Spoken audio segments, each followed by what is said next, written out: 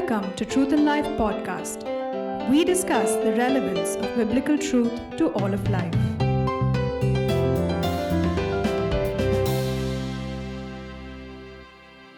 Hello and welcome. You're watching Truth and Life podcast, where we discuss the relevance of biblical truth to all of life. Without a doubt, Jesus of Nazareth is the most influential figure in history. A person of such enormous significance will naturally be a subject of our curiosity and fascination. This interest has resulted in a long, rigorous search into the ancient sources that speak about him. The New Testament has usually been the primary source and often the only source for studying about the life, ministry, and other things that Jesus did. However, in most scholarship of the last 100 years, New Testament scholars and other historians have been looking into other sources, non-canonical sources that talk about Jesus. And to talk about this quest for the historical Jesus, I have my friend and brother, who I think is a very fine New Testament scholar. He's been on this podcast before, but just to remind you, he has a PhD in the New Testament studies from Dallas Theological Seminary and teaches New Testament in various seminaries around the world, including Asian Christian Academy right here in Huzur. He also has debated some world-renowned skeptics like Bart Ehrman and Richard Carrier.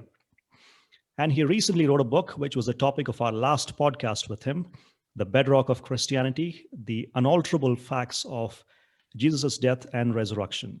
You see it right in the backdrop. Dr. Justin Bass, welcome to our podcast again. It's a great joy and honor to have you with us. Thank you, brother. It is an honor to be back. Wonderful. How are you? Doing well. Praise the Lord. Healthy. Right. Thankful for that. Praise God for that. Right. Great. So we want to give you as much time as possible in discussing this topic so you could clarify a lot of things for us. So let's dive right into the topic of our discussion for tonight. So during the course of our discussion, we'll be looking at Jesus in classical writings, and then Jesus in Jewish writings, and then we'll go to the sources of the canonical Gospels, right? So in classical writings, I'd like for you to talk to our audience about Pliny the Younger. Who was he, Justin? Yeah, Pliny the Younger is very significant for, like we're talking about, historical Jesus studies and relevance to the New Testament and early Christianity, because he's really the first non-Jewish and non-Christian writer to talk about the Christians and to talk about Christ. And he was a governor, Roman governor of an area that's modern day Turkey. It's ancient Bithynia. But he served under Emperor Trajan, and his years were AD 98 to 117, and he was the nephew of Pliny the Elder. So he's Pliny the Younger, but Pliny the Elder, these names were given to them, and Pliny the Elder, we have a ton of his writings as well. He was a world traveler, a traveler of much of the Roman Empire, and gives us a ton of information of even areas around Jerusalem and there. But yeah, that's a little bit about Pliny the Younger, but so significant because he's the first to really talk about the Christians and Jesus. Right. And he was not an ordinary guy. He was a prominent lawyer in Rome, and he also served in a series of administrative positions, isn't it? That's right. Okay, so that makes him somebody who is fit to write about history and things that he wants to write about. So what did he write about Jesus? I have them right here. These they're called Harvard, part of the Harvard Loeb series. And the red are Latin.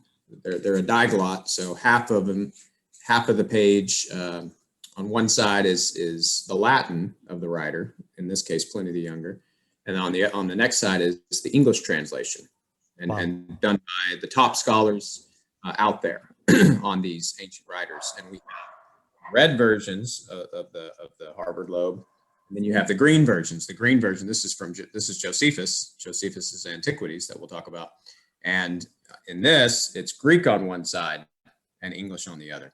And it's incredible that, if you can get your hands on these little green monsters and red monsters, I mean, it's just really an incredible blessing that you can have almost all at least that survived all the ancient literature in Latin and in Greek in this Harvard Loeb series. In fact, if you have the Logos Bible software, you can have them all together in one place on your computer. I believe maybe thousands of them. Right. So, and if you go through them, many of them that are writing around surrounding this area where Jesus and the early Christians began, they mention Jesus and they mention the Christians. So it's really cool when if you ever go to a library, like I have many times, and gone and pulled out each one of these Harvard Loeb, whether red or green, you can just flip to the section where Jesus is mentioned. It's just amazing. Without the New Testament, you can just go and learn things about the Christians and Jesus from these classical sources. It's just right.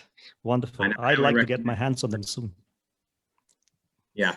You can get the Logos, God willing. Right. The Logos Bible software. That's the easiest way to do it, but I love to have them in my hands. Right. Okay. Getting to the specifics, Justin. In letter 96 of Book 10, what does he say about Jesus? Yeah, and one of the things I forgot to mention is, as I was holding these up, see, it's 2 volumes. This is all we have of Pliny the Younger. It's his letters. So these are letters that have survived, and it makes sense why they survived. The Christians preserved them, probably because he talks about the Christians and he talks about Jesus, but they are letters from Pliny to the Emperor Trajan, and letters right. Of his response. So there's a correspondence of letters. And in the one that you're referencing, this is the letter 10. This is the one that mentions Jesus and the Christians. And then we have Trajan respond to his question, to Pliny's question. Right. And so I can, if you want me to read it, I could read the relevant section. The whole letter, both letters are fascinating, but I'll just read the relevant section. Sure. He's talking about the Christians here. He had just been saying how he's writing to Emperor Trajan because he's asking them, what do I do with these Christ followers? What do I do with these Christians, these people who follow this man called Christ? How do I deal with them? Because they won't invoke the gods. They won't sacrifice to the gods of Rome. And that's really a requirement. And so I've actually tortured some of them. I've actually executed some of them. I've tried to get them to curse Christ and invoke and accept our gods, but they won't do it. So what do I do with them? Right. And he mentions, in the context of that, he mentions their practices, the Christian practices. And so he says, the Christians affirmed, however, the whole of their guilt or error was that they were in the habit of meeting on a certain fixed day before dawn, when they sang in alternate verses a hymn to Christ as to a God, a God, and to bind themselves by oath, not to some crime, but not to commit fraud, theft, or adultery, not to falsify their trust, nor to refuse to return trust when called upon to do so. When this was over, it was their custom to depart and to assemble again to partake of food, but ordinary and innocent food. Even this they affirmed that they had ceased to do after my edict, by which, in accordance with your instructions, I had forbidden political associations. Accordingly, I judged it all the more necessary to find out what the truth was by torturing 2 female slaves who were called deaconesses. In the Latin, it's ministry, but deaconesses. Right. But I discovered nothing else but depraved, excessive superstition. So yeah, just incredible. He actually references the fact that these 2 female slave Christians, he tortured them, and clearly they did not deny Christ. When you think about it, how incredible the faith was of those 2 young women that we wouldn't know about at all. I mean, just really unnamed heroes of the faith, the kind of martyrs that are up there in heaven under the altar right now saying, "How long, O Lord?" But an incredible thing, how they had such faith at this time when Christianity was just a smallest amount of people, smallest percentage of the empire, probably 0.0001% at this point. Right. But yeah, so just incredible. But specifically him mentioning the fact that they're singing to Christ as a God. Right. Right. Very interesting and very incredible, like you rightly said, Justin. I just want to discuss this a little more because I think Pliny the Younger talks about a lot of things that we know which are true of the Christian faith, right? First of all, he's talking about the fact that we see Christ as God. And then he also talks about some of the practices and the ethics of the Christian faith. I think that's a reference to the Lord's table. Could it be, or That's what I perhaps think. it's just a? It is. That's what I think. I mean, yeah, I mean, All right. they partake of food, but of ordinary and innocent kind. That this is what Right. they do. They're talking about the love feast. They're talking about the fact that they would share in the Lord, the Lord's Supper. They would probably quote the words of Jesus, but they would have a full meal along with that, along with the bread and the wine. So Right. It's a love feast. Wonderful. And the interesting thing is, you mentioned about the two deaconesses there. In fact, just for the sake of our audience, the word deacon means servant. So there, Pliny says that we executed two slaves, which means deacons there. I think that's very, very interesting. yeah, Great. it is fascinating. It shows that office where I think it has relevance to I think the New Testament reference to Phoebe when Paul says that Phoebe of Cenchrea is the one who takes the masterpiece of Romans. This one of the most important letters of the Right. most important letter that Paul wrote. She's entrusted with this letter to take it to the Roman churches, and he calls her a diakonos. He calls her a deacon. Right. And so I think it shows, this supports the idea that there was this office of deaconesses for women, along with deacons of men in the early church. All right. Wonderful. So we'll get to the second of the classical writers, who is Suetonius. And let me just add one more. I just want to tell you Trajan's response, because we have his response, which Right. is really cool. So I won't read it, but I'll just tell you. So Trajan basically says, leave them alone. Okay, if you catch them and they deny the gods and they won't accept our gods, then you can punish them. But don't seek them out. Don't search out the Christians. Don't worry about them. Just leave. Let them be about their business, basically. And interestingly, because of that, and because pretty much all the Roman emperors, many of them before and after, persecuted the Christians and actively sought out the Christians in many different contexts. The story goes that Pope Gregory the Great actually prayed for Emperor Trajan's salvation to be released from hell. And so the myth, the legend in the medieval age was that Pope Gregory prayed for him and released him from hell. And you see him in Dante's Paradise. So Dante actually, he continues that myth. And so if you read Dante's Paradise, Emperor Trajan is in paradise. And the reason why is because of this correspondence and the fact that he didn't persecute the Christians, or he didn't actually try, he didn't seek out to do it. He didn't hunt them down. But he's the only pagan emperor that makes it to paradise in Dante's Divine Comedy. So Interesting. Right. So we'll move to the next guy, Suetonius, lived between 70 AD and 140 AD. Who was he? Yeah, Suetonius was a Roman historian, along with Tacitus. They make our two. Pliny the Younger was more, a political leader, but Suetonius and Tacitus were more historians. And with those three, these are our three non-Christian, non-Jewish writers that talk about Jesus and talk about the rise of the Christian movement. And so that's what, again, makes them so important, along with the fact that they give us so much about the context of the ancient world, as Suetonius writes about each of the lives of the Caesars, beginning with Julius Caesar and Augustus Caesar and Tiberius Caesar. And he tells us about so much important information.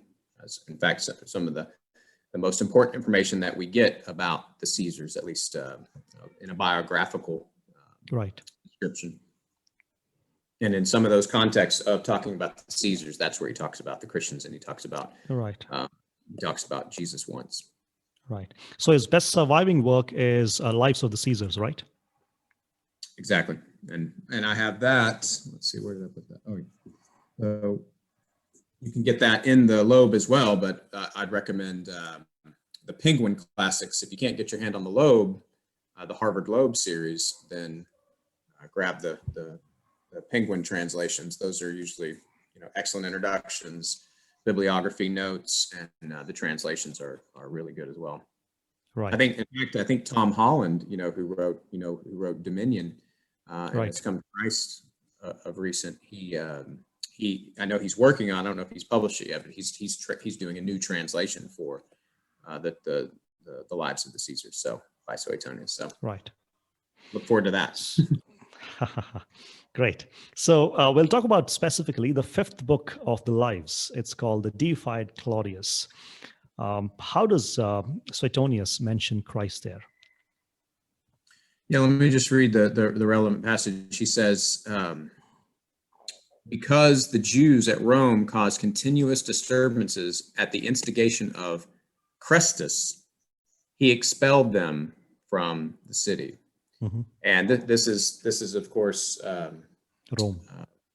This is in Rome, but this is really interesting because we have a parallel, corroboration of this in the book of Acts. And so in Acts 18, right at the beginning, we're told that when Paul went to Corinth after he had left Athens, he went to Corinth and he meets this husband and wife team, Aquila and Priscilla, and they had just been basically kicked out of Rome, and this is under Claudius, who is Suetonius. It's the little the chapter on him that this comes up, and so there was some issue, and most scholars that I find would agree. There seems to be a consensus that there was something to do with probably the Jews and the now Jewish followers of Jesus that were in Rome, and this was causing a stir. This was causing, just like we see many of the problems happening in the book of Acts between the Christians and the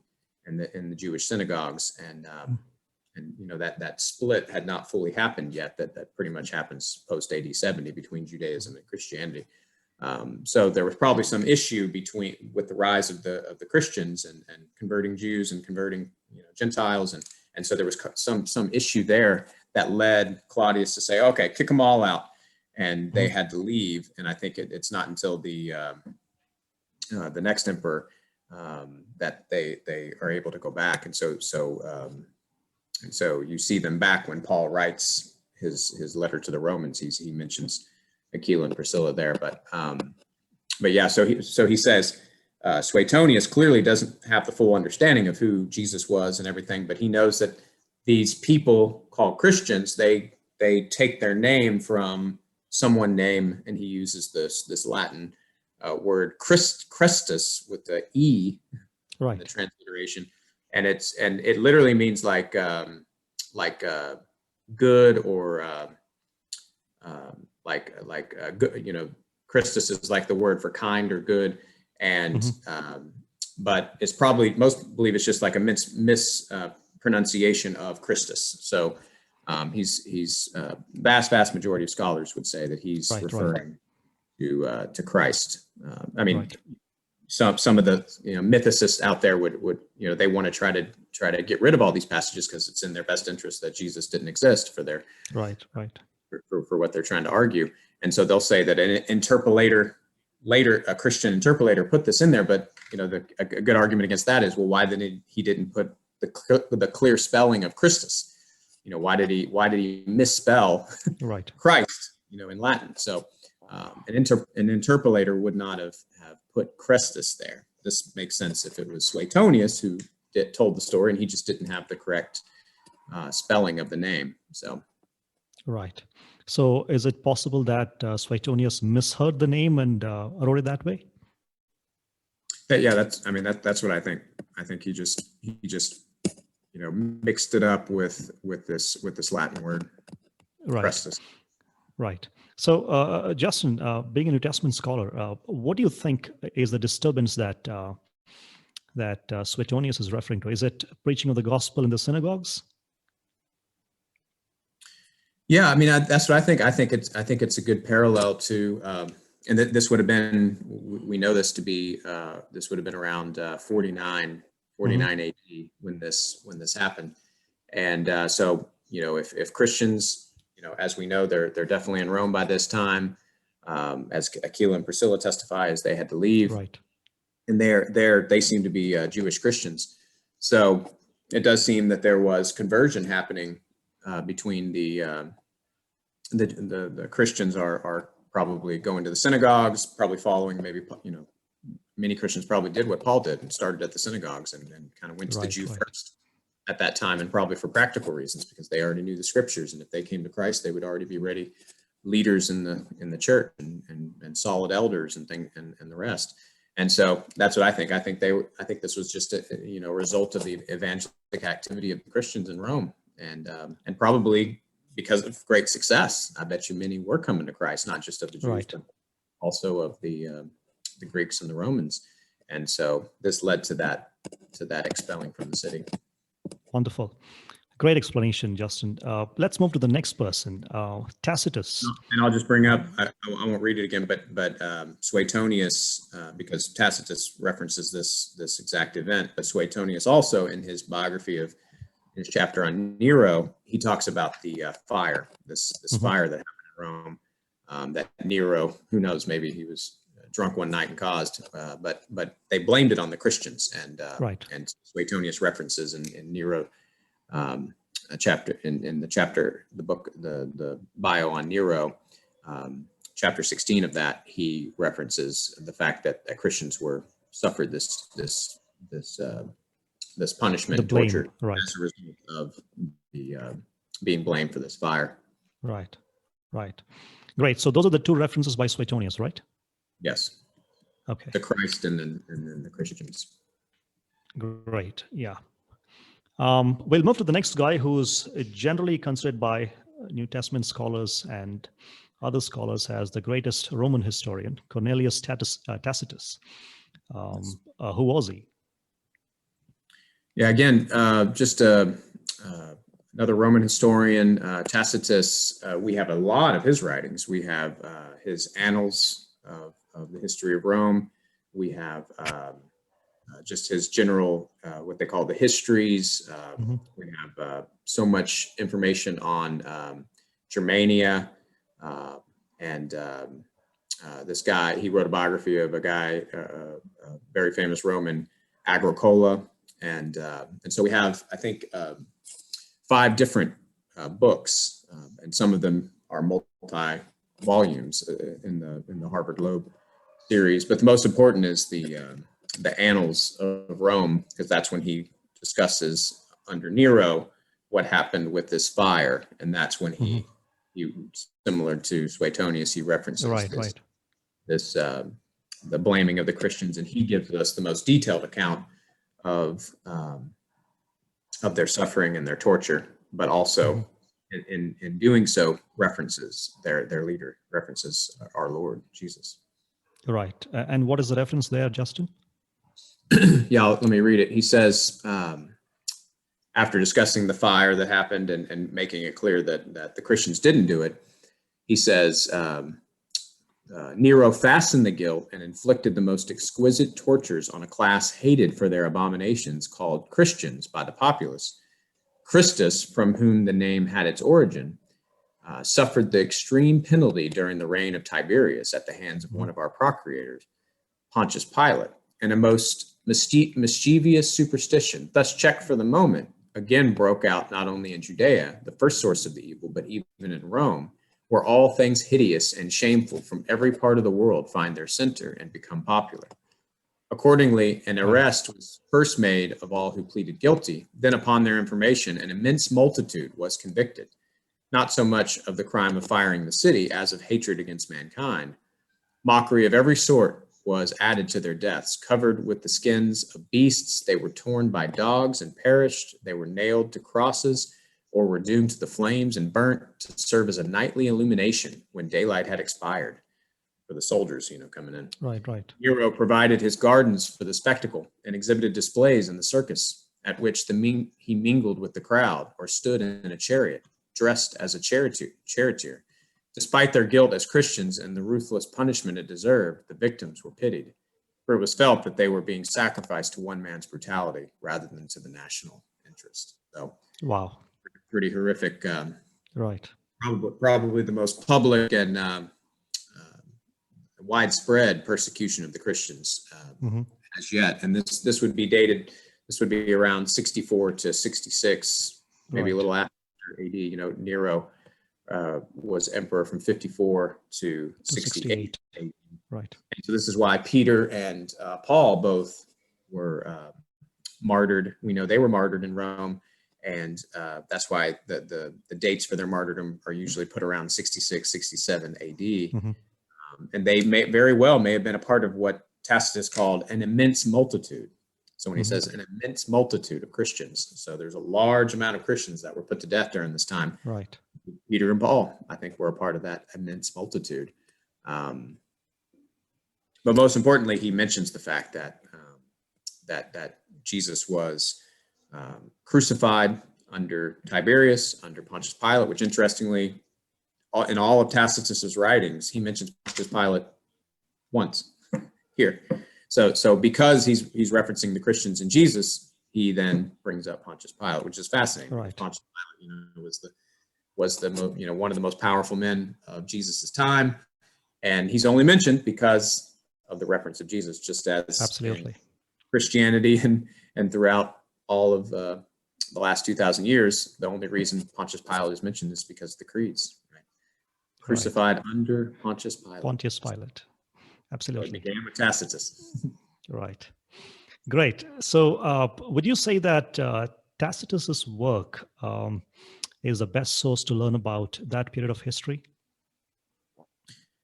I would say it's, other than inscriptions and coins and other archaeological finds that we have an abundance of, I would say Tacitus and Suetonius are seen as the most important for the biographies of many of the Roman emperors. Right. I'm not a classical historian, but from what I've studied, that's what he seems to be for sure one of the most important. Right. Great. And also to make the point, it's interesting, they both use this word for superstition. It's actually in Latin, superstitio, where we get the word superstition, and both Suetonius and Tacitus use this word.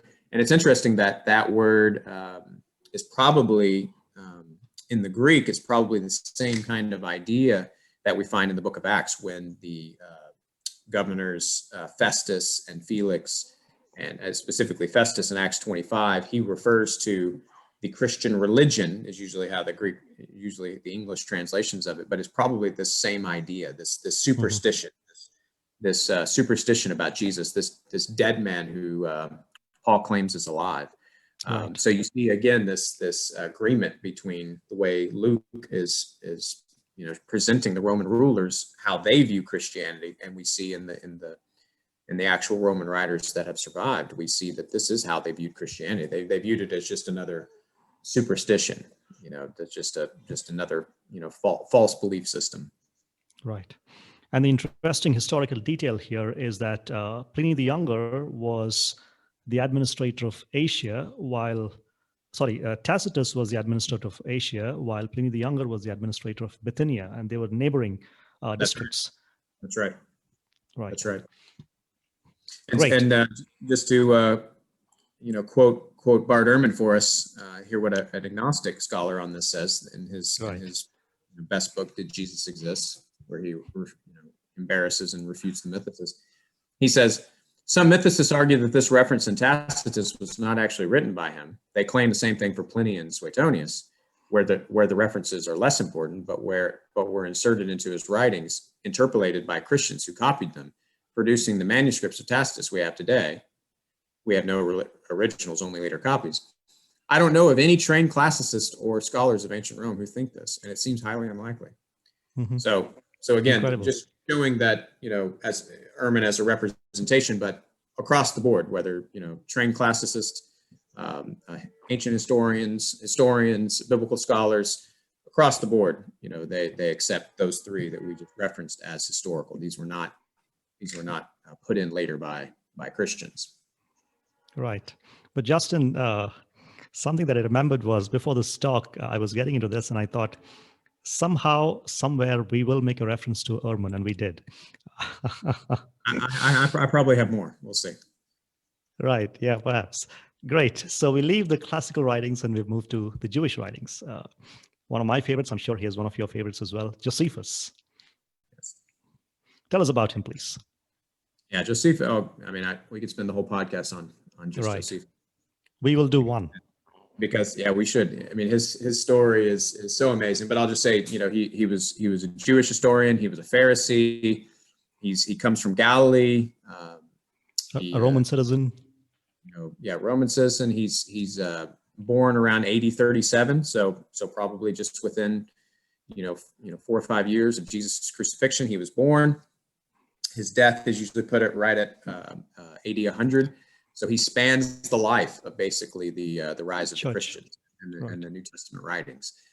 If Revelation was written, right before AD 100, and so he is so important because we know he tells us himself how he learned Greek through pain, and suffering.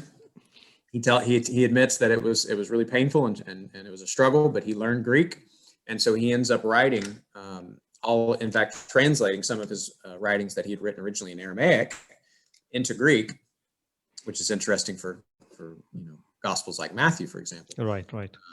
But he translated some of his early works from Aramaic into Greek. But the works that survive, we have all in Greek.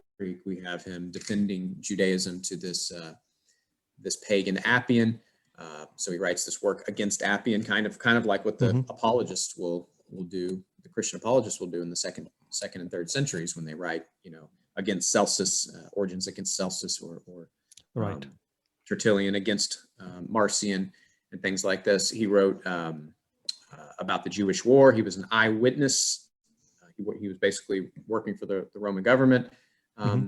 By this time in AD 70, he was there, and he saw many of the things that happened when the temple was destroyed and Jerusalem was destroyed, and the Jewish armies or revolutionaries were defeated by the Romans, and so he wrote many books on, I think 7 books on the Jewish war, and then his big work is 20 books on what he called Jewish antiquities. Which basically he retells the whole all of history, specifically with the Jews in mind. So starting with Genesis, basically he retells all the Old Testament, he retells the intertestamental period, and he gets it all the way up to basically the Jewish war, right before the Jewish war. So if you read his Antiquities and you read his Jewish war, you're basically being taken all the way up to about AD 75. Really, really important for New Testament backgrounds. Studies, right. Same words. He's using the same words in the Greek that we have all throughout the New Testament, talking about the same people. So he talks about not only Jesus, he talks about James, the brother of Jesus. He talks about the Agrippas. He talks about John the Baptist. He talks about Augustus Caesar, Herod, Antipas, Tiberius, on and on and on. Nero, Domitian. He's talking about them all. So yeah, if we look at one single individual of importance outside the New Testament for backgrounds and to help us better understand the scriptures, Josephus is the man. Absolutely. And one more fascinating detail about him is that he worked under 3 Roman emperors as a writer, right? It was Vespasian, Titus, and Domitian. In fact, he assumed the name Flavius Josephus to honor his patrons, isn't it? That's right.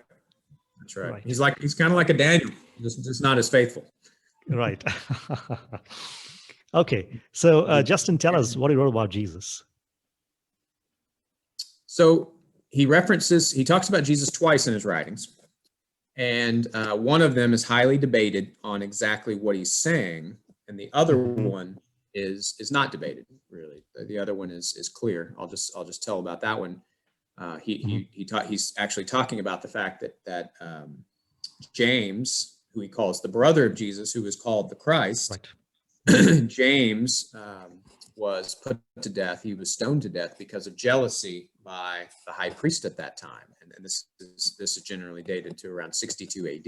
And again, fascinating. Josephus is the one who tells us about James' martyrdom, not Luke, not the New Testament. It's not in Acts. It's not in the New Testament.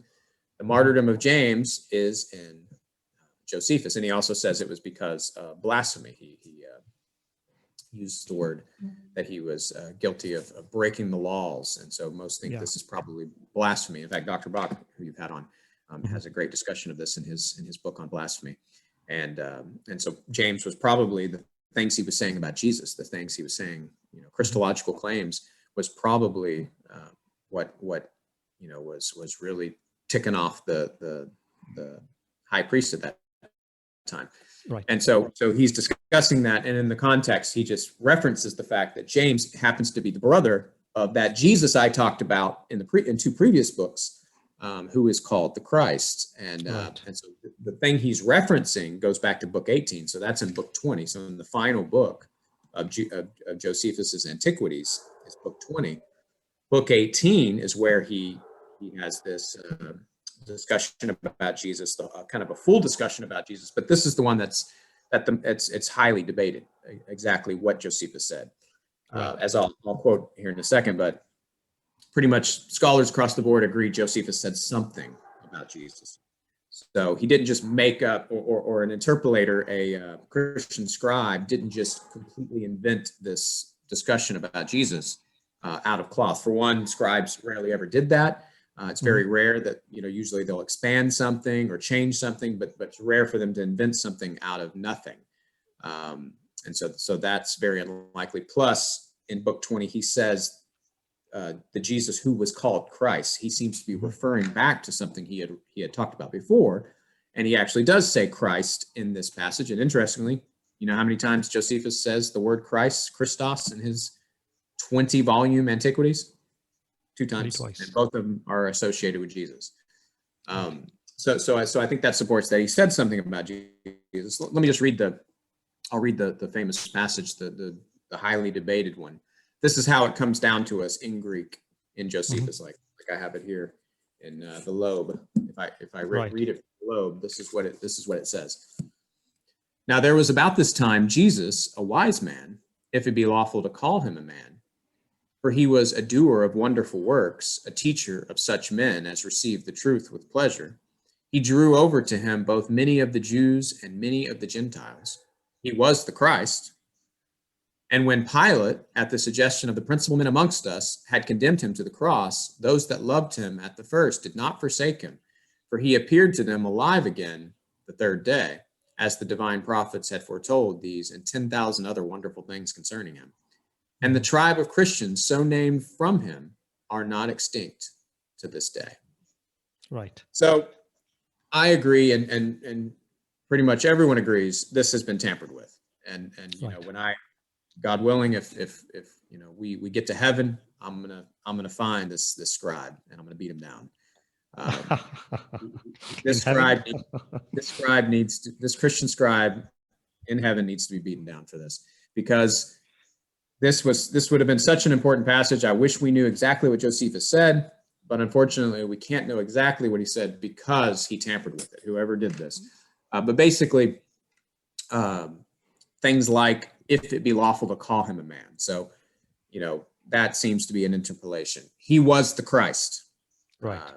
Origen, the early church father, Origen, he actually had read Josephus, and he read this passage uncorrupted. So we know the corruption happened sometime after Origen. After Origen, okay. Because Origen, and remember in Origen's, he dies in the 250s AD. So sometime after that, in fact, Eusebius he's the culprit. He's all the Sherlock Holmes investigation all points to Eusebius. I think Eusebius may be the one who messed with this, but because he was in charge of a lot of the preservation of these documents. But anyways, Origen actually tells us, he references this passage. Unfortunately, he doesn't quote it, but he references it, and he says Joseph didn't believe that Jesus was the Christ. So we're told from Origen in the uncorrupted version that Josephus didn't believe Jesus was the Christ. In this clearly corrupted version, it says Josephus says he was the Christ. Right. So, most would say, okay, he probably said something about Jesus as the Christ. What did he say? He probably said something like, he's the so-called Christ, or they believed people claimed he was the Christ. That's probably what Josephus said. He probably said something like that. and then this language of, the divine prophets had foretold 10,000 other wonderful things about him. I mean, he's clearly added. But the fact that there's some reference about him appearing alive and again on the third day, some of that is Christian language. But did Josephus, he would have definitely been in a place to have heard these claims. To hear of that, right. So I would say Josephus not only mentions his crucifixion under Pilate, but also that some claim about his resurrection. Clearly not believing in it, but referencing the claim. And then this last line, most would say Josephus probably said, and the tribe of Christians, so named from him, are not extinct to this day. Because for one, that word tribe, the tribe of Christians, this word in the Greek, none of the, nowhere in the New Testament and nowhere in the early church fathers is this used for the movement of the Christians. So that could be original. This seems to be unique to Josephus. Right. And you could add other things like a wise man, and that's probably why the interpolator added that, if it be lawful to call him a man. See, he was kind of offended by just calling Jesus a wise man. That wasn't enough. Right. And this is actually a way that Josephus refers to Solomon and Daniel in previous books of his antiquities. So when you analyze the language, we definitely see a lot of Josephan vocabulary and language that we can trace throughout his writings, and I think is unique to him. But some of the other things are clearly added and right. has been tampered with. And so ultimately we can't know for sure exactly what Josephus said here, but I think we can know enough that he clearly knows a lot of the key aspects of the story, key aspects of like the Nicene Creed aspects. Right. And he does make two references. And it's also interesting just to point out that Josephus actually, unlike Tacitus, he has a lot to say about Pontius Pilate, and he's telling all these stories. He actually tells 6 stories in this context, before and after this. This is one of 6 stories that he tells that happened under Pilate's reign. Right. And they're basically always stories about some kind of riots or some kind of disturbance during Pilate's reign that he tells. And so this is just one of those stories. In fact, the very next line after the story is, and another incident, another outrage. It's a word that's actually used in the New Testament in Mark, talking about like an uproar, like an insurrection. So I think it fits also with exactly where it is and the context and what is said after it and what is said before it under Pilate. It all fits very well. And so I would just say that there are places that have been tampered with, and we can't know for sure what Josephus said about Jesus, especially his resurrection. But I would say the evidence suggests that he referenced it. Right. Amazing.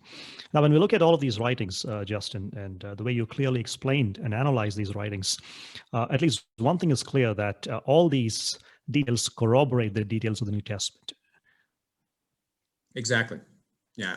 Every single one of them corroborate multiple statements and claims of the New Testament. None of them contradict. Right. Absolutely. Now maybe that's what I wish we had, the original Josephus, because maybe, clearly since Josephus didn't believe in Jesus, I would have loved to have heard him, of course I don't want to hear, my Lord profaned in any way, but I wonder if Josephus had some negative things to say about Jesus, like he had, like maybe he claimed he was a sorcerer or something. He was, like we see in the, in the Gospels, like, magician. He does this by the works of Beelzebub. Maybe he had some negative. I would have loved to have seen what was Josephus's, kind of response back to these claims that Jesus was the Christ. He probably had something, but we'll never know because of Eusebius. Maybe I don't want to fully blame him. He does seem to all signs point to Eusebius. But I like Eusebius because of ecclesiastical history and I'm grateful to him for that. He gave us a lot. Just don't mess with these writings. Don't mess. It's censorship. It's ancient censorship. It's ancient. We don't need that. It's ancient cancel culture. He was canceling Josephus. Okay, so it's interesting. So what we'll do is, Justin, we'll have a whole podcast about Josephus, probably in the There we next quarter. We'll have you on, and then we'll talk a little more about him. I love him. I'm sure you love him too. So I think there are a lot more details to discuss about Josephus. Okay, And let me just add one more thing. I think it'd be sure. scholarly malpractice to not mention this, but it's fascinating. A 10th century manuscripts from a Arabic Christian named Agapius. He wrote a history, his own chronicle of Christianity, kind of like Eusebius type thing, and he actually quotes the Josephus passage about Jesus, and it's fascinating because, and this was discovered in 1970. And this passage is very different than the one we have in the Greek, and it's very possible that he maybe is a line of where it wasn't censored, where it wasn't, whether it was Eusebius or whoever, it hadn't changed. So like what Origen read, it kept going. This could be a continuation of what Origen read, and I'll just read. Let me just read some of it. It says, he was a wise man who was called Jesus. His conduct was good, and he was known to be virtuous. And many people from among the Jews and other nations became his disciples. Pilate condemned him to be crucified and to die. And those who had become his disciples did not abandon his discipleship. They reported that he appeared to them 3 days after his crucifixion and that he was alive. Accordingly, he was perhaps the Messiah, concerning whom the prophets ever counted wonders. Right. So I don't think it's exact here either. But I think that gets us closer to probably some of the things that Josephus said. Right. Very quickly, moving on to the sources for the canonical Gospels. So obviously, Luke mentions this in chapter 1, verses 1 through 4. He talks about several people writing an account of things before him. And he himself has done a lot of historical research, and he wanted to write down a careful investigation of what he found out to Theophilus. So there are sources for the canonical Gospels. Would you talk a little about them, Justin? Yeah, like you said about Luke's opening to his gospel is so important because he's clearly wanting to say, hey, I'm doing like the work of the same kind of thing we see in Josephus, in Plutarch, in these other ancient historian, Herodotus. He's saying, hey, I'm doing the work of a historian. I'm going to investigate, and he's saying he has done this, but he's saying I'm investigating, I'm interviewing the eyewitnesses, I'm doing everything to make sure and give you a full and accurate account of what happened to Jesus and the rise of his movement. And so clearly he references people who had written about Jesus before him. And one of those people, scholars all agree, would be Mark. So Mark had already written his gospel by the time that Josephus is writing his. And Josephus, I'm sorry, going back to Josephus, Luke, when Josephus didn't write a gospel, did he? Right. That'd be interesting if he wrote a gospel. So Luke, when he goes to write his gospel, he already has Mark.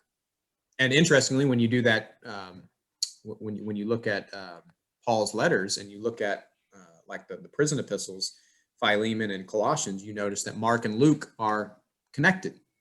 So, and that just happens to be the exact time most conservative scholars would put Luke and Acts in those early 60s. And so it's very possible that when Luke got connected with Mark because of his mission work with Paul, which we know they did have those connections because of those letters, that's when he got Mark's gospel. And he said, well, this is great, but I want to expand this, and I want to tell the story also of the rise of the movement and all the way to, Paul getting to Rome. And so he wants to expand what Mark has done for the Greco-Roman world and really do it as a historian. And so one of those sources that we know he had was Mark. He clearly had other sources. Scholars call them, for one, L. L is just meaning unique Lucan material. So basically sources that Luke had that whether Matthew, Mark, or John had, they just didn't use. So these are things in Luke that we don't find in any of the other Gospels. For example, the parable of the Good Samaritan, or the parable of the two sons, prodigal son. These are stories that are only in Luke. So where did he get that information? See, I would say through eyewitnesses. He got it because he interviewed people and he had access to them when he went to Jerusalem, when he was hanging out with Paul. When Paul went to prison for 2 years in Jerusalem, Luke was there waiting for him. What was he doing all that time? He was doing research for his book. He was meeting with probably James and the brother of Jesus and so many others at that time. So I think the L material is just material that Luke got from his interviews and from his eyewitness testimony. And then there's what scholars call Q, which comes from a German word, Quell. It just means source. But Q is just basically things that are quoted in Luke and Matthew, but aren't in Mark. And so there seems to be a common source that both Matthew and Luke used, and I'm of the in the majority of scholars. Not everyone agrees with this, but majority would say Matthew and Luke did not use each other. If they used each other, that would eliminate this idea of Q, because those sources would be just Luke using Matthew or Matthew using Luke, for example. But where the fact that they have identical statements in the Greek, sometimes multiple sentences almost identical, and they're not in Mark. So where did these sources come from? Most would point to this hypothetical. We don't have it, but it's this idea of Q, and what I argue Q is basically these Aramaic sayings going back to Josephus, because Josephus tells us he translated his early Aramaic works for the wider Greco-Roman world into Greek. And so I think Matthew was taking probably sermon notes early on, in maybe even while Jesus was preaching the Sermon on the Mount, maybe while he was speaking during his public ministry. Matthew, the tax collector, had his pen and he was taking notes. And I think those notes ended up being organized into a way that were multiple sayings of Jesus, and it could have had more stories of Jesus, but ultimately that started spreading around the church. And then Matthew later translated it into Greek and expanded his gospel as well. But those Aramaic sayings, I think that is what is Q. And so I think Luke had access to that as well. And in fact, I think Paul had access to that. That's why we see so many of the teaching, a lot of these Q statements, we find parallels in the in epistles. Paul's letters. Right. Wonderful. So just to summarize for the sake of our audience, Justin, L is that source material that Luke used for his writings that was not used by either Mark or Matthew or John, even if they had access to it. M is that source material that Matthew used for his writings that is not available in Luke or the other Gospels. Q is that material that was common to Matthew and Luke, but not available in Mark. Although Matthew and Luke both use Mark as their source. Would that be a good summary? That's right. And I also add, why would Mark be so important to them? The argument is, and really I think internally, and all the evidence suggests from the early church testimony, going back to Papias, one of the earliest testimonies to this, but Irenaeus and the rest, Peter is behind Mark. And so Mark's gospel is basically his primary eyewitness testimony for his gospel is Peter.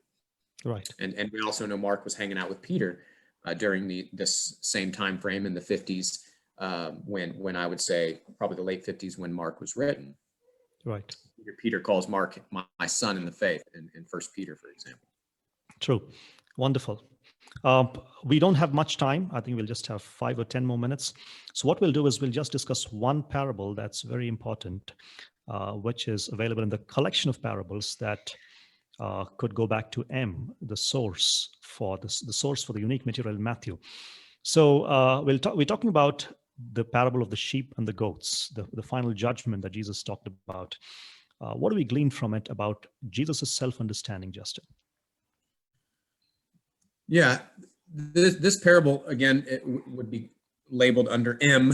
So this would be, unique material to Matthew. We don't find this parable in the other gospels. It's a fascinating parable. Again, what would M be? I mean, if Matthew was written by Matthew the tax collector, which I believe it was, then this would be, again, just his eyewitness testimony. So he was there when Jesus told many of these teachings. And so what we have in Matthew 24 through 25 is this one of the significant blocks of teaching that Jesus gives in Matthew. Matthew breaks it up into 5 blocks of teachings: Matthew 5 through 7, Matthew 10, Matthew 13, Matthew 18, and then Matthew 24 through 25. A lot of scholars think that Matthew is doing this because he's kind of imitating the Torah. This is like the new law. Right. Jesus is the new Moses, and here's Jesus's 5 blocks of teaching for kind of a catechesis for Christians. This is how you grow in discipleship, is you need to learn these things. So this parable comes as the climax of the Olivet Discourse, of what Jesus is talking about the destruction of the temple in Jerusalem. He's predicting that, but he's also saying that this is a foreshadowing of the end of the world. This is a foreshadowing of my soon return. And so he gives multiple parables right before this one. This is the last one, but and the parables before this one kind of emphasize not only the suddenness of Jesus's return, how when he comes, he'll come like a thief in the night, but also the fact that it's going to be some time before he comes. That he's like a man going on a journey, and puts his servants to work and says, "Hey, put my money to work, and I'm going to come back and expect interest on that. I want you to get to work and serve me, and do the work of the kingdom." And then this parable then shows basically when Jesus returns and he sits on his throne in judgment. This will be this is like a snapshot of the final judgment. I think prophesied in the prophets, Ezekiel and Joel, when it talks about how all the nations will be gathered before Yahweh, and he will judge them. Well, Jesus clearly here refers to himself as the Son of Man, but also refers to himself as the King, which is very interesting. This is the only place where Jesus directly calls himself the King. In verse 34, the King will say to those on his right. So Jesus, who is the Son of Man, he sees himself as that Son of Man from Daniel 7, and one day he will sit on the throne, and all the nations will be gathered before him, and he will separate them like a shepherd separates the sheep from the goats. And the sheep are on the right; these are the saved, and the goats are on the left, and these are the damned. And fascinatingly, the language he uses for each one, he says, "Come, you who are blessed," talking about the sheep who are saved. "Come and enter the kingdom that's what was prepared for you from before the world began. Since the creation of the world, this was prepared for you." But when he goes to the damned, he says, "Depart, you who are cursed, into the eternal fire, prepared," he uses the exact same words in the Greek, "prepared for you." He doesn't say you. He says, "prepared for the devil and his angels." And so it's just a fascinating thing when you put those side by side. It's as if Jesus is saying with this that the damned humans who are damned, who go into this eternal fire, and there's no doubt many will, according to Jesus, but they're like intruders. They were never meant to go there. It's like the hellfire was made for the devil and his angels, Right. and humans. To use C.S. Lewis's language, he says hell is a door locked from the inside. And so in a way, a lot of people just ultimately don't want to worship God. They don't want to give up their autonomy. And ultimately they choose that path of destruction when Christ is, with nail-marked hands is reaching out to them, Right. and saying, come follow me. So really some fascinating things, and clearly a statement of eternal punishment. He juxtaposed at the end that the sheep will go to eternal life and the damned will go to eternal punishment. And so clearly a correspondence of longevity of both will last forever, just like Revelation says as well, a parallel to the lake of fire in Revelation. Right. And this saying goes all the way back to the historical Jesus. Yeah, I mean, I think Matthew is giving us, again, when you study the Gospels, you find that sometimes they're giving us what we call the ipsissima verba, so the exact words of Jesus. And so, like when Jesus says to the girl that Jairus' daughter who is dead, Talitha cum, little girl, I say to you, arise. We get the Aramaic words, probably the exact words that Jesus used, probably because they were cemented in Peter's memory. And so he said, Mark, keep it in there. Don't translate that in the Greek. Keep it Aramaic. So we get the exact word sometimes. And then other times, and this happens, I think, more often in Matthew and John, we get the ipsissima verba. We get the vox. I'm sorry, yeah, ipsissima vox. We get the voice of Jesus. And so we're getting the substance, the gist, the truth of what Jesus said about the judgment, but we could be getting more of a theological development, expounding, reflection on it from the gospel author, who we believe is inspired by the Holy Spirit. And so I would say we may be getting verba here, or we're getting vox. We don't know for sure, but what we do know is when we go back to these earliest sources, we see Jesus definitely claiming to be the Son of Man, for example, and claiming to be judge, and claiming to be basically the one that will decide everyone's eternal destiny. Right. That's thought-provoking and very, very stimulating, Justin. And thank you so much for taking time out of your very busy schedule. I know where all you've been teaching, but thank you for giving us this time. Do you want to say something to our audience? I just say thank you, and yeah, this is what life's about, the ultimate subject. How can we not talk about this? We'll be talking about this for all eternity, talking about Christ our Lord. And so thank you for giving me the opportunity to share what we can on the scriptures and God's truth. Absolutely. You're welcome. And thank you, dear audience, for watching Truth and Life podcast, where we discuss the relevance of biblical truth to all of life. Good night to you all. Thank you for watching Truth and Life podcast, brought to you by Truth and Life Academy.